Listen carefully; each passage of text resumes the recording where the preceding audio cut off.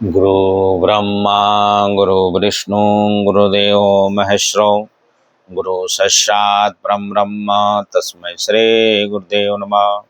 वराहपीरं नटोर्वपो कर्णयो कर्णिकारं विप्रभासतकनकविशं भजन्ते च माला।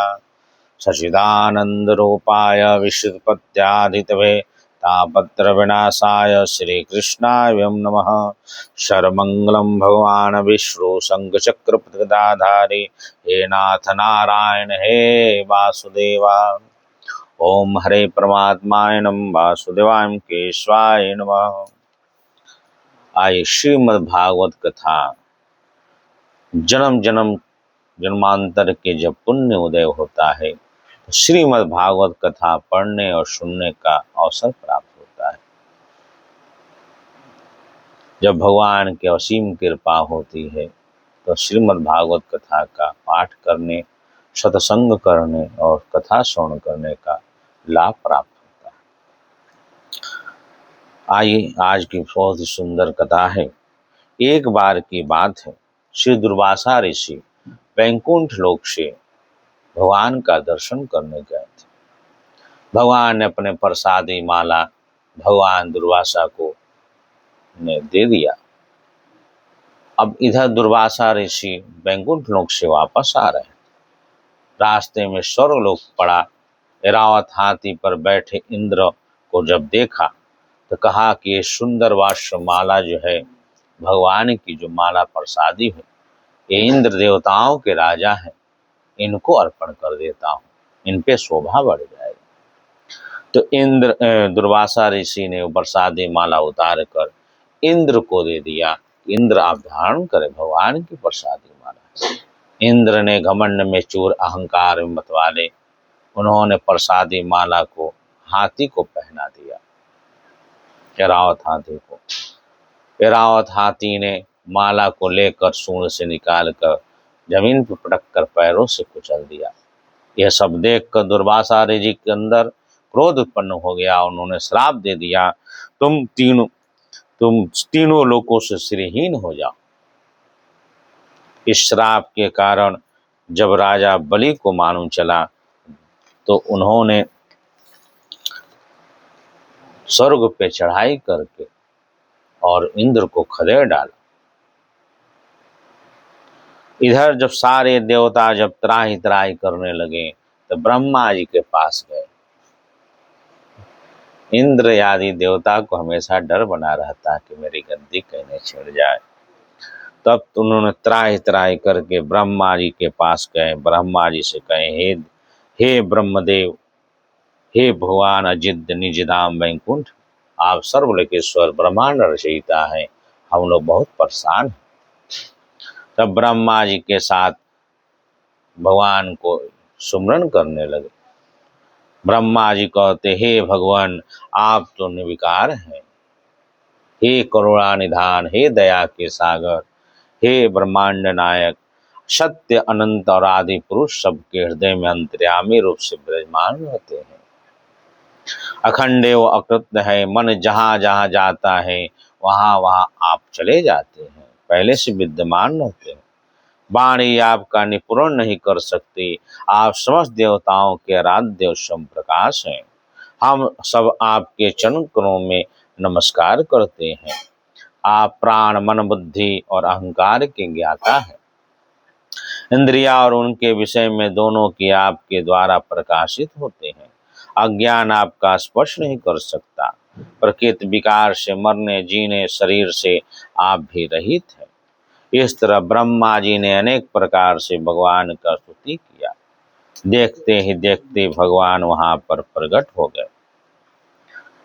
श्री सुखदेव जी कहते हैं, परीक्षित, जब देवताओं ब्रह्मा जी ने इस प्रकार स्तुति किया, सर्वशक्तिमान भगवान श्री हरि इस प्रकार स्तुति के उनमें बीच में ही प्रकट हो गए।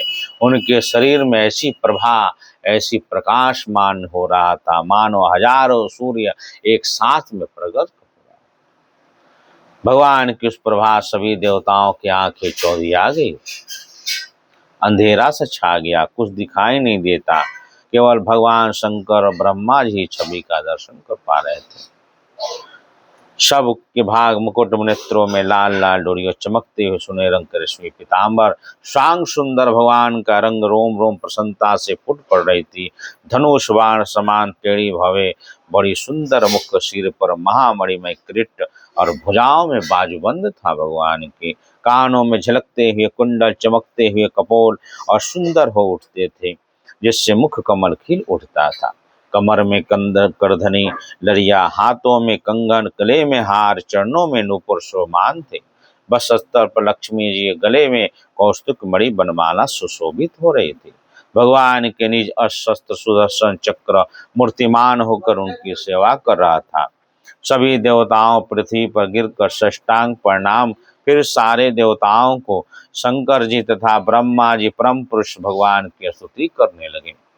इस प्रकार जब स्तुति करने लगे, भगवान देखते जब प्रकट हो गए, तब भगवान कहते हैं, श्री सुखदेव जी कहते हैं, परीक्षित, ब्रह्मा आदि देवताओं ने इस प्रकार जब स्तुति करके अपनी सारी इंद्रियां रोक ली और बड़ी सावधानी के साथ हाथ जोड़कर, देखिए भगवान के सामने सभी हाथ जोड़कर उनको स्तुति सुनकर सब इस प्रकार हृदय जानकर मेघ के समान गंभीर वाणी से भगवान कहते हैं, भगवान कहते, हे ब्रह्मा, हे शंकर, हे और देवताओं, तुम लोग सावधान होकर मेरी सलाह सुनो। तुम्हारे कल्याण के लिए यही उपाय है। इस समय असुरों की काल की कृपा बहुत है, इसलिए जब तक तुम्हारे अविद्य उन्नति का समय नहीं आता, तुम दैत्यो दानों के पास जाकर संधि कर लो। भगवान ने राय दिया, हे देवताओं, जाओ राजा बलि के पास, उनसे संधि कर लो। जैसे एक चूहा और एक सांप जैसे चूहा से दोस्ती कर लेता है, जैसे एक दौरा के नीचे दोनों छिपे हुए थे, घिरे हुए थे, सांप और चूहा। सांप निकल नहीं पा रहा था। चूहा से बोला, हे चूहा महाराज, आप इस दौरा को काट डालिए, आप काटने में निपुण हैं। सांप ने कहा, नहीं नहीं, आप तो मुझे खा जाएंगे, खाकर आप वो बाहर निकल जाएंगे, मैं काट दूं तो। कहले, नहीं नहीं नहीं, हम नहीं काटेंगे, मेरी आपसे मित्रता है। तब चूहा ने उसके विश्वास में आकर दौरा को काट दिया और काटा, जो काटा, सांप ने सटते चूहा को दबोच लिया और फिर सांप बाहर निकल गया। इसी तरह भगवान ने राय देते हैं कि जाओ दानों से तुम संधि कर लो और समुद्र मंथन करो, और किसी प्रकार की किसी समान कोई निकले उसके लिए लालसा मत करना, मन में संतोष रखना, अंत में विजय तुम्हें ही प्राप्त होगा और अमृत निकलेगा, वह तुम्हें ही प्राप्त होगा। इस तरह देवराज इंद्र ने बलि के पास गए और उनसे कहा, बलि की बात अच्छी लगी और समुद्र मंथन के लिए उद्योग करने लगे। तो ऐसे पहले कालकूट नाम के विष निकला, सब त्राही त्राही करने लगे। अब भगवान शंकर के पास गए, उनसे स्तुति करने लगे, भगवान, हे देवताओं के आराध्य महादेव, आप हमारी रक्षा करिए, आप प्राणियों की आत्मा जीवन दाता है, हम लोग आपके शरण में आए हुए हैं, त्रिलोकी को भस्म करने वाला उग्र विष, आप हमारी रक्षा करिए, सारे जगत को बांधने वाला, मुक्त करने वाले एकमात्र आप ही समर्थ हैं। इस प्रकार देवताओं ने भगवान भोलेनाथ की स्तुति किया और प्रार्थना किया। भगवान भोलेनाथ सती बैठे थे बगल में, उनसे आदेश लेकर उनका सारा विश्व पान कर लिया। फिर उन्होंने सोचा कि अगर अंदर ले जाता हूँ, भगवान श्री राम बैठे हैं, बाहर निकालता हूँ तो सारी सृष्टि का विनाश होगा, इसलिए भगवान नीलकंठ गले में बैठा लिया जिसको, तब से नाम नीलकंठ भगवान पड़ा। बोलिए नीलकंठ भगवान की जय। आगे कथा कल श्रवण करेंगे। और सच्चिदानंद रूपाय विश्वपत्याधितवे तापत्र विनाशाय श्री कृष्णाय नमः। श्रीमद् भागवत कथा में बहुत सी लीला है, भगवान की अद्भुत स्तुति है। इसका श्रवण पठन पाठन करने से मोक्ष इत्यादि का प्राप्त होता है।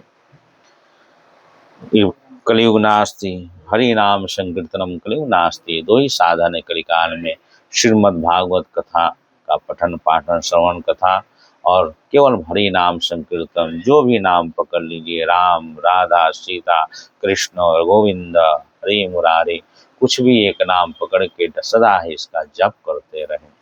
आइए छोटा सा कीर्तन किया जाए। जय सिया राम, जय जय सिया राम। मंगल मूर्ति मारुति धाम, मंगल मूर्ति मारुति धाम। जय सिया राम, जय जय सिया राम। जय सिया राम, जय जय सिया राम। जय सिया राम, जय सिया राम। जय सिया राम, जय जय सिया राम। मंगल मूर्ति मारुति धाम। जय सीताराम, जय जय सीताराम।